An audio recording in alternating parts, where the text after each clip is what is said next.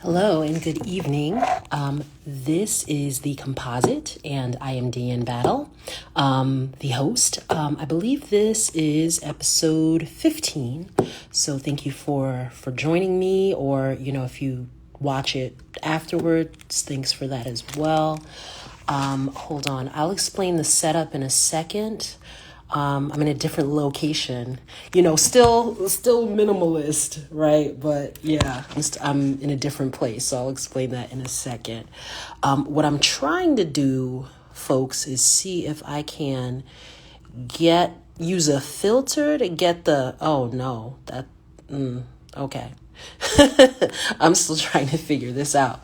But I was hoping to maybe get a filter here to brighten it up a little bit so it's a little less bleak. Oh, these are all just doing funky things.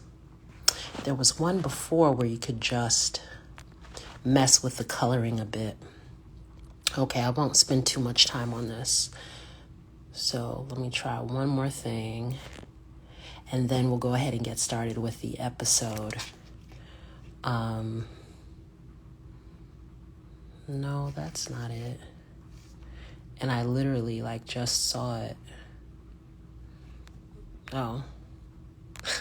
This makes it look like, I'm a flashback from heaven or something. I don't know, maybe I'll leave that on. Okay. Oh, that's even worse. Hilarious.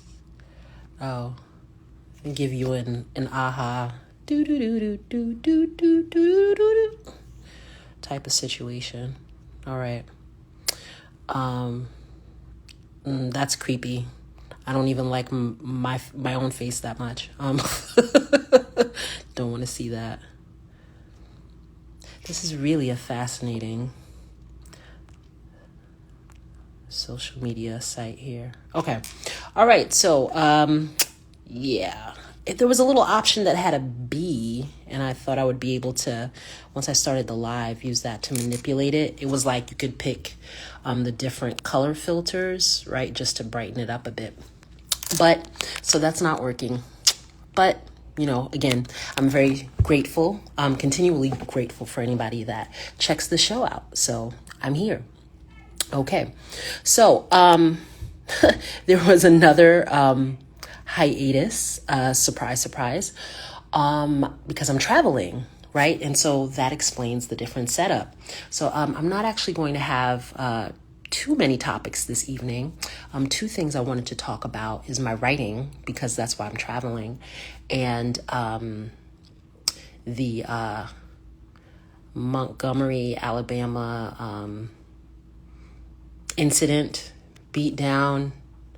I'm hearing it called Fades Giving, Cinco de Negro, all of those things. So I'll be briefly talking about that. I don't have too much to add, just a few words on that. So, again, this is the Composite, episode 15. So what have I been up to? Well, for those that know me closely, I'm actually trying to move back to New York. And so I might just do a separate episode on that and talk about that process.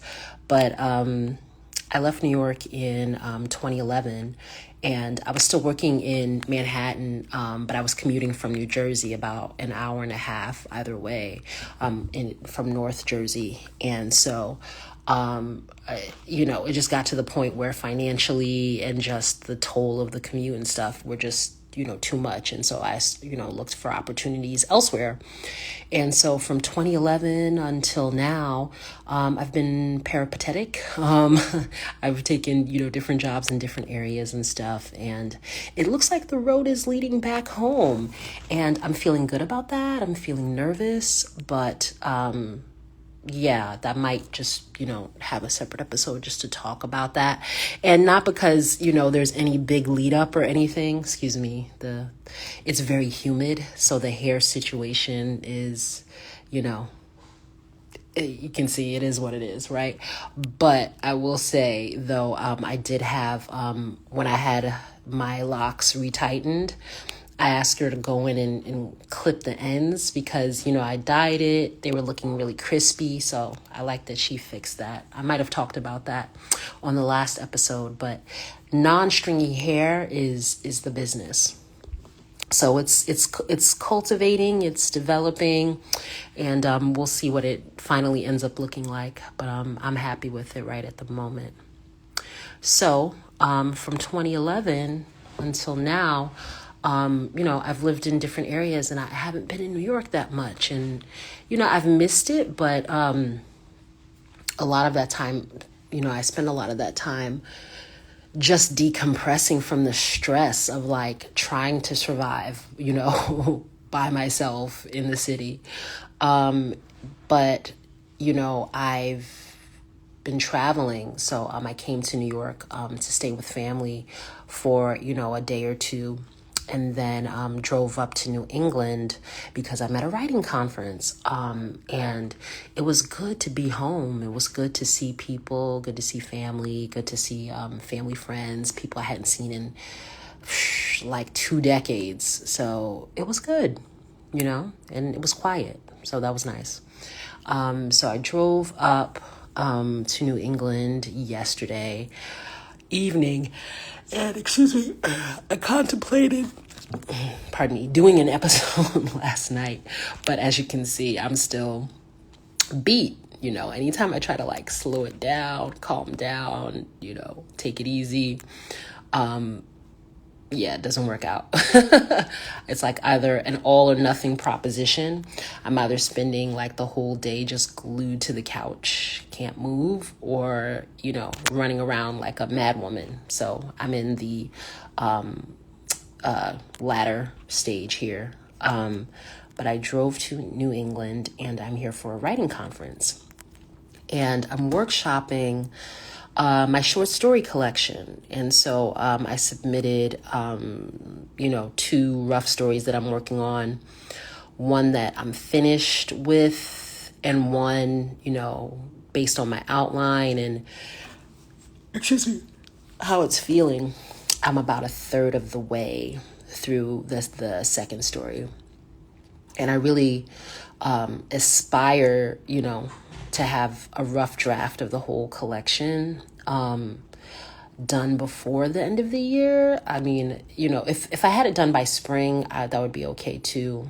But I'm just really anxious to have these words done and polished and going somewhere, right? Either to a magazine or, an online publication or to, an agent, just have it, out of my head and on the page. And so that's what I'm working on, because I have stories that I'm excited about and I've never had a problem generating ideas, but it's always the follow through, it's the finish, it's the revision. And then also too, my writing process, stories, they grow and they swell, right? So far from, my initial concept, which I like because I think it pushes me in my writing and my work to deepen the characters and the theme and the plot. But it's, grueling. It's very slow. And, I turned 42 this year and I feel this anxiety to have something that I can put my finger on. Like, yes, this is the one story I published, or yes, this is the book that I finished. And to not have that now and to have the frustration / anxiety on one side, but the excitement, enthusiasm to really get it done is what propelled me to sign up for this writing conference. They had the workshop that I am in, for short stories. It was actually full, and they had someone that needed to drop out, and I took that spot because I was just like, I can't not sign up. And so it's doing two things for me. It's really inspiring me. I actually went through the schedule because it's roughly a week. So I'm here for a week, and I went through and I outlined, the pockets of free time that they're giving us. So sometimes we'll have an hour, a pocket of an hour. Oh goodness, I'm so sorry. All that driving. We'll have a pocket of an hour or a pocket of 30 minutes. And I was like, okay, I'm going to just start using that time to work on these drafts, because again, like I have these documents that are, I don't want to exaggerate, but I think I have like a list of 80 to 100 different stories, essays, and poems. Like usually what'll happen is I'll have a dream, or I'll be traveling, or when I wake up first thing in the morning. So it's either a dream, waking up first thing in the morning, or while I'm traveling. But, just while, my mind isn't otherwise occupied, and I'll see something, hear something, or feel something. And then I'm like, oh, I have an idea. And then I'll scribble furiously, or I'll type furiously for about like 30 to 45 minutes. Or sometimes maybe longer. Like sometimes I'll get a start of a story going, and it'll be about 3 or 4 pages. And so, I don't have any issue generating the ideas, but, a story collection, you want it to have some unity. And so what I'm finding now is that I've got a core group of, and the reason that I'm pausing is because, sometimes like there are certain ideas that I have that I've started that I really want it to work. But, if I'm honest with myself, maybe it's like, maybe someone will not want to read about that. So, in total, I've got 16 possibles for this story collection, but I think maybe 8 to 10 of them are really fruitful in terms of plot, character,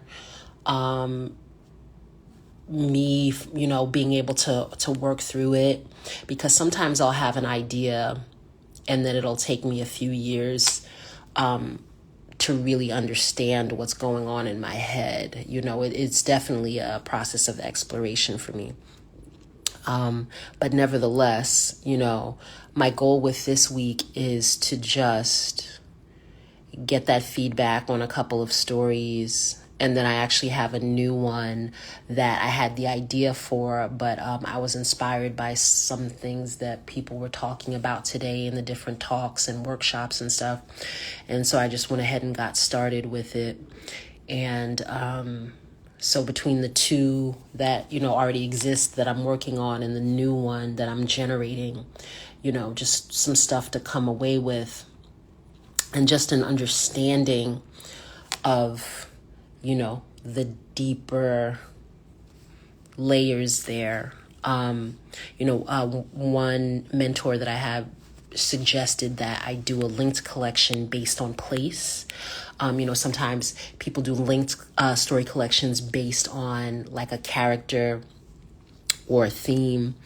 And that's, I guess, what I'm looking for now with my work, right? Because it is a collection, but the ideas I feel are so different from one another. I'm just wondering, well, what, other than the fact that they're written by me, what is the unity here, right? And so I haven't found that yet. And so, I'm just going to keep working on it and write my way through it. But I suspect by the time I get to the end of this draft, I'll probably, even if I say, okay, well, of the 16 possibles, let's say I say, okay, only 8 of them are really valid, I'll still probably have to, whittle it down, or, something like that. Because I'm still, if any of you cook, I'm still looking for that binding agent, right? That will make, either the dough or the, sauce or whatever come together. Like, I know a few cooking terms, but I'm not like super technical.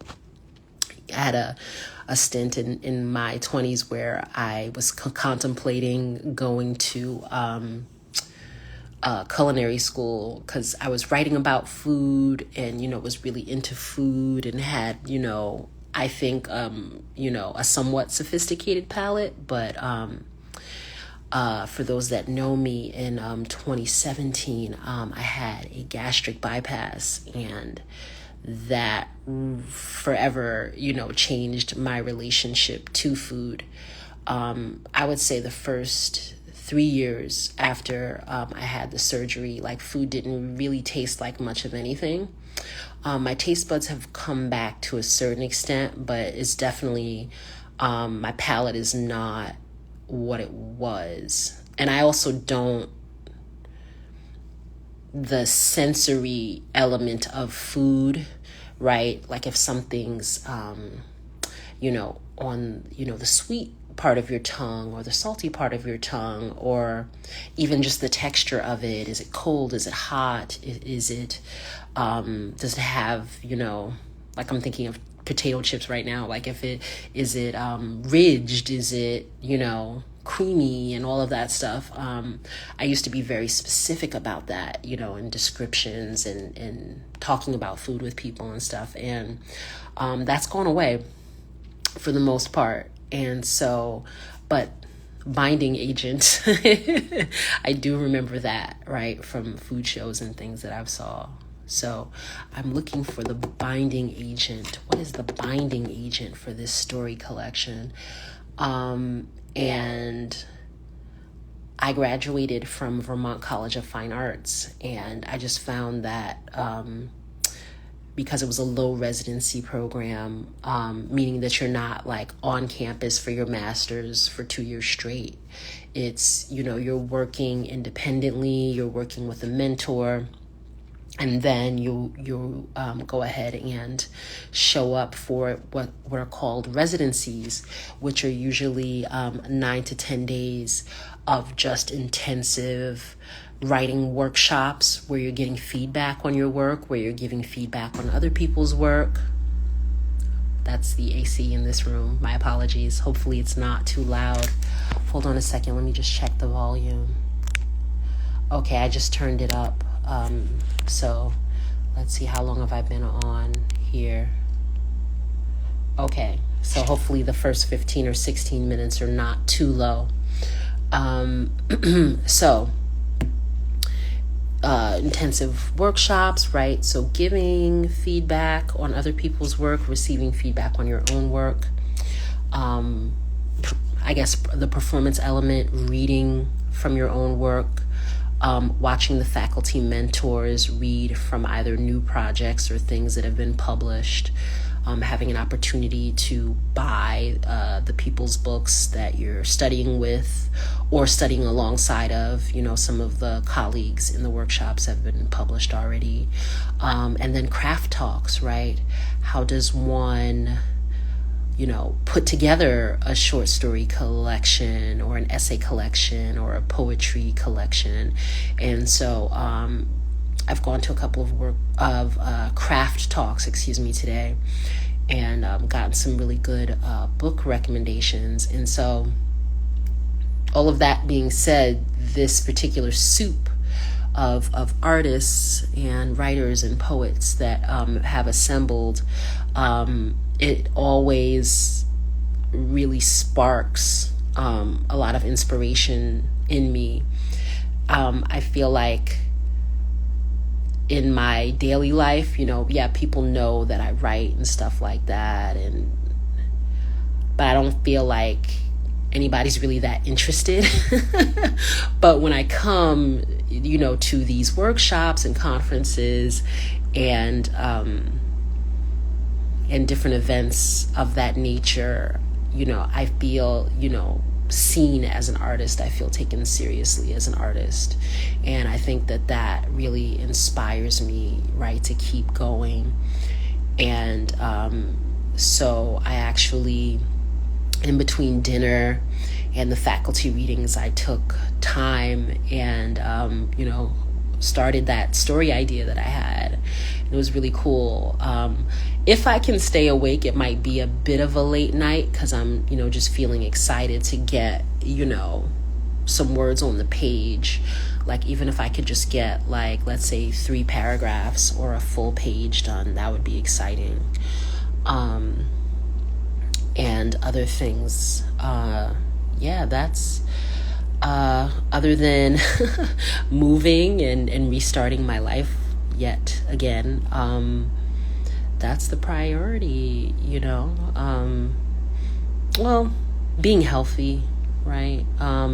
Being healthy, setting down roots. But then, my work, my writing, it would mean everything to me if I could, get that book done by the end of the year and then just, continue to work on it so it can be published. It's, I think it's time. I try not to beat myself up too much for not, having things done sooner. If you've watched any of the previous episodes, you'll know that I don't do hot takes, right? Like, I have to percolate. Like, I have to take time to think about things, work my way through things. So I plod, and I don't think that that's really validated too much, right? I think people who are quick and more prolific, so to speak, get more attention. And I'm not saying, that they shouldn't get attention. I think it's laudable. But even if let's say 10 years ago, like, when I was 32, if I had have published a story or a collection of stories, we won't talk about the novel right now, but I don't necessarily think it would be as fruitful. I think I'm more self-reflective about who I am, my strengths, my weaknesses, but also about my writing process and what that looks like. I think I'm better at going in and retooling my work, editing my work, and it's just all come from continuing to work at it. I think I was 6 or 7 when I wrote my very first story. It was about a dead rat that ended up in the fryolator at McDonald's. I don't know. I was really at that age obsessed with death. Like, I would always tell like jokes about dead people, or like we're writing poems and stories about dead people. I still really love zombie movies and stuff now, but I don't know where the genesis of that era of my life came from. It just seemed funny to me for some reason. But right, I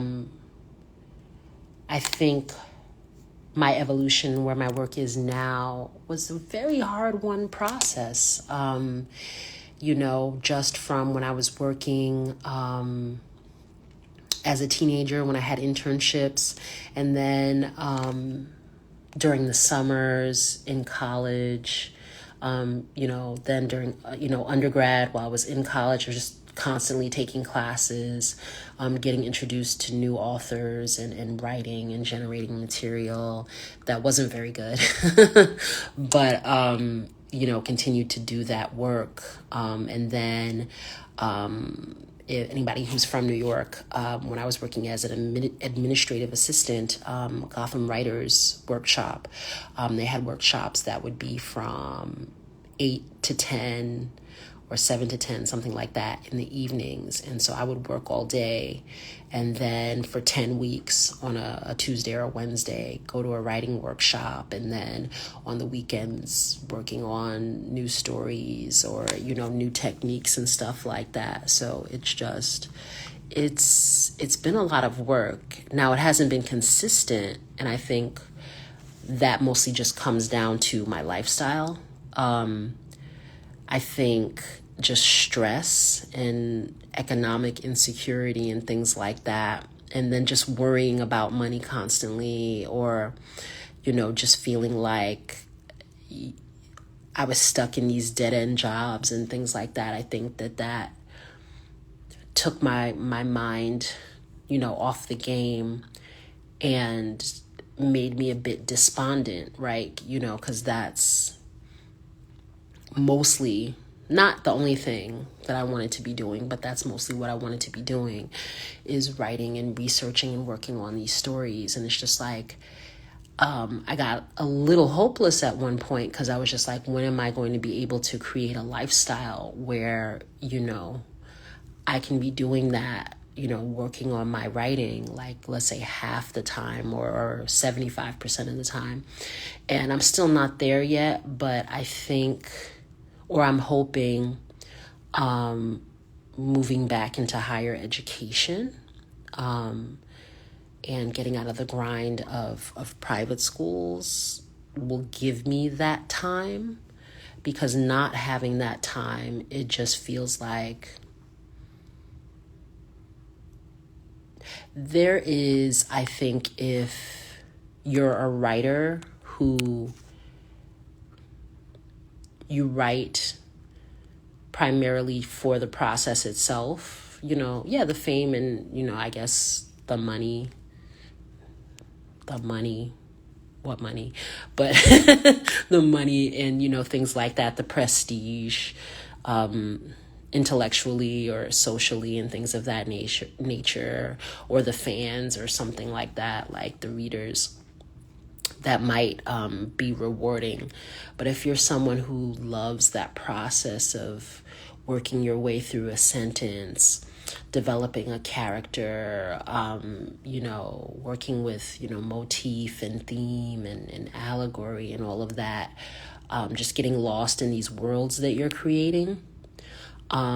If you're someone like that, there are very few things more devastating than going to a Microsoft Word document and seeing, oh, the last time that I opened this was 6 weeks ago, and that was happening so frequently, because it's just kind of like, okay, you've got all these students occupying time in your head and your heart, because you worry about them. And then just feeling exhausted from, giving that critical, analytical part of yourself over, that emotional part of yourself over, and then needing time to recuperate.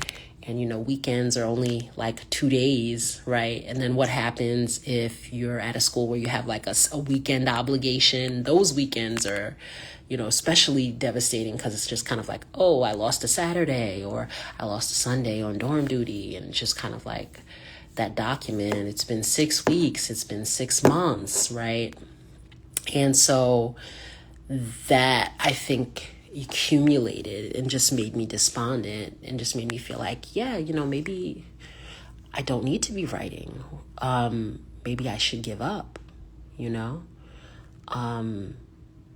I'm very aware in my mind, like when I think about how artists have suffered and struggled, I think of a Zora Neale Hurston, which I don't know if I mentioned before, not like as a revelation. I'm sure most of you, whoever watches this, I'm sure you know who she is, but I think of how she died, how she was penniless, how she was mistreated, right? And it terrifies me. I think of Octavia Butler, who I'm still acquainting myself with, getting to know. I think of the impact that she's had, and how her life, was cut short partially because she didn't have access to proper health care, and was struggling financially, at least from, things that I've heard in interviews about her, things that I've read about her. And it weighs heavily on me. I know I didn't, pick up a profession where I'm going to be rich, obviously, right? Teaching, you're not getting the bag from that. But there's a level of security there, right, that takes a little bit of the economic insecurity off the plate. But again, depending on where you teach and the level of commitment and the neediness of your student population, it is really hard, I'll be honest, to manage both elements. And I think each has its joys, its rewards, and its challenges.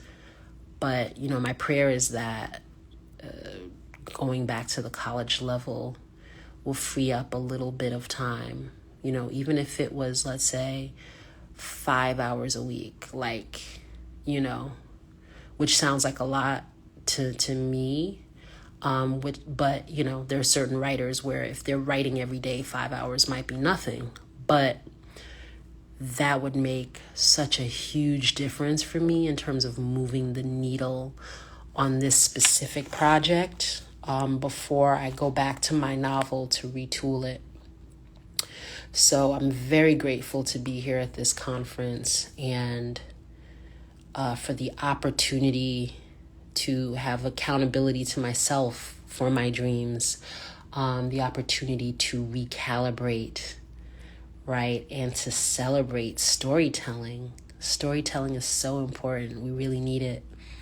And, I know everybody keeps talking shit about how AI is going to be writing all of our books and movies and stuff like that. But just the human beings, right, in a room working through their tales and telling their stories in their voice, sharing that with one another, it's so important.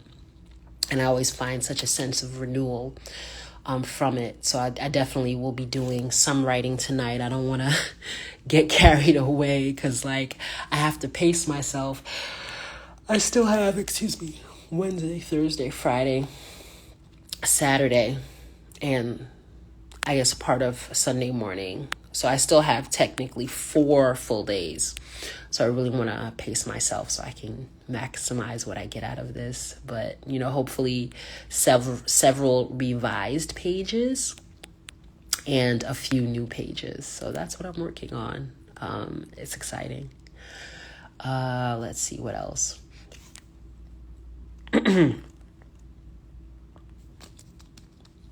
Sorry.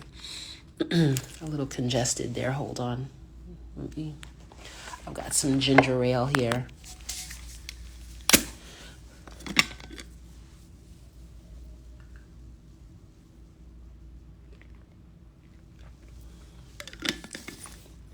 So, the other thing that I'll touch on before I hop off, this is not going to be a super long episode, is there was, well, let me pause. I can't imagine that there are people who don't know about this, but, to be fair, there might be. But in Montgomery, Alabama, there was a huge brawl on a dock. And from everything that I've read and seen, my understanding is there was a gentleman working as security or crowd control or something like that. And so there was a riverboat and people went to an event. They were gambling, there was music, they were hanging out.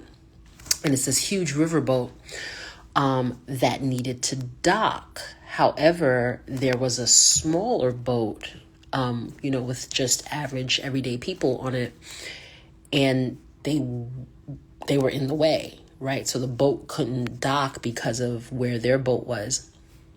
And so the gentleman who was black, he comes to the folks who are white and he says, "Can you move your boat so we can dock?" And the exchange very quickly got hostile. It turned into an argument, and then they jumped him. And so when they jumped him, that was when the melee started, right? People got off the riverboat.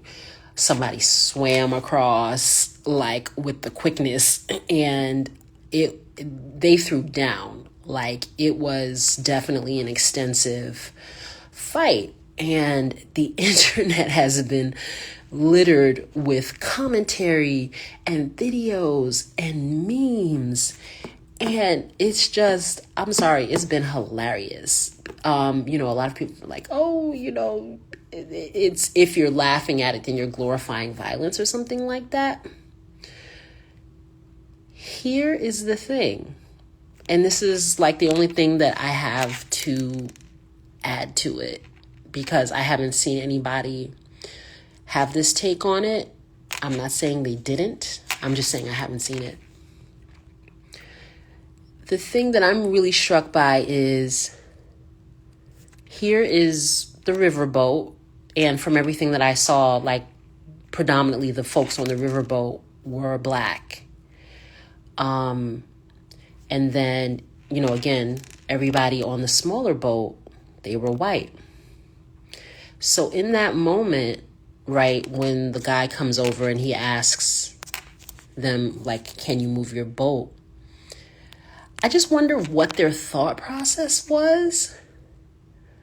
Was it that they didn't like how the guy approached them? Or was it that they wanted to kill Black Joy? I don't know. I don't know them. I don't know if they have a history of being confrontational with people like this. And I know that there might be folks who would be like, oh, don't make it racial. It's not racial, blah, blah, blah. But they actually had one of the nurses that tried to assist them when they went to the hospital afterwards, because those folks off the riverboat, they beat the brakes off the people who wouldn't move their smaller boat. Like, it was bad. And so they went to the emergency room, and they called the police, apparently. So, I'm hoping somebody can verify that this happened. But the woman claims to be a nurse there, and she seemed credible in terms of how she told the story and her approach. But she said they called the police when they got to the ER because they said, well, we need medical assistance, but everyone in here is an N-word. So if that's 100% true, those people learn nothing from the situation, right? And so the only other thing, again, that I'll add is that, so for the people who are like, oh, like, getting joy from somebody being hurt or laughing at violence, so on and so forth, it's time for people who are downtrodden, who are marginalized. And in this particular instance, I'm talking about Black people. I am a Black person. It's time for that pound of flesh, okay? And so if you're not going to allow those people who are on the riverboat, right, to just mind their business and enjoy themselves, if they can't get joy that way, then guess what? Now we're seeing people get joy from laughing at the ass whooping that was administered, right? So the joy is going to come out. You can't use your entitlement, whoever you are, to stifle someone's happiness. It's the summertime. They literally could not get off the boat, off the river boat, right? The big boat, they couldn't get off because the smaller boat was in the way. So you literally are, and metaphorically are saying, stay back. We don't approve of what this is. We don't approve of what they're seeing, right? We don't approve of what we're seeing. And so for me, it's way bigger about the exchange with the one guy, because, you know, if people are like, oh, well, the people jumped off the boat and they got involved, and, you know, they got involved because you are fucking with their time. You are fucking with their space. You're essentially kidnapping them, right? Because all kidnapping pretty much means is that you take somebody and you have them in a space where they can't leave. Those people couldn't leave off the boat because homeboy wouldn't move it. And what is the good reason for that other than you're being drunk and you're an asshole? So you got the brakes beat off of you, right? And now the internet is cooking you because these memes are out of control. Like, I'm not even looking for them and they just keep turning up everywhere. And so for me, part of the moral of the story is, if you're being hateful, you know, and if you're trying to like have that slime ooze on other people, it's gonna ooze back. Right? And so, you know, I don't know what the outcome is gonna be, you know, legally, financially, for anybody that was involved. But that was one of my main takeaways. The other takeaway was, and someone, a white woman, articulated this so well on a TikTok. And I don't have a TikTok account, so I don't know the link to it. I just saw it on what is formerly known as Twitter. She said, if those people hadn't have been there on the large riverboat, right, or if they hadn't have been within eye shot of that guy, the white people in the smaller boat would have killed him, all because he was doing his job. And so there's no way to me that, quote unquote, that side that supports those group of people, there's no way you can have a moral high ground there. There was no reason for them to physically attack that guy. And for me, a lot of it was reminiscent of January 6th. I'm thinking specifically about the black gentleman that was one of the Capitol Police, and by himself in that hallway. And to me, he seemed frightened. And I wouldn't blame him, because it was just a mob with a mob mentality.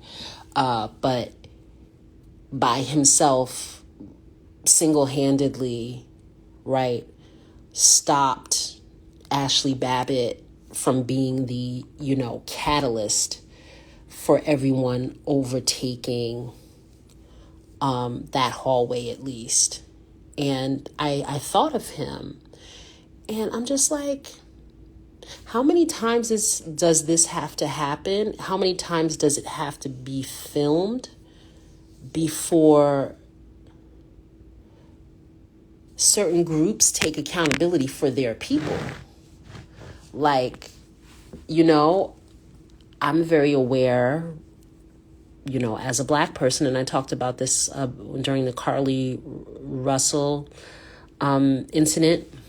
Excuse me, and not that it's over, but just like, you know, when I was learning about it, when it happened, you know, I'm very aware that her poor decisions reflect on me, unfortunately, as a black woman, right? And so I live in the shadow of that.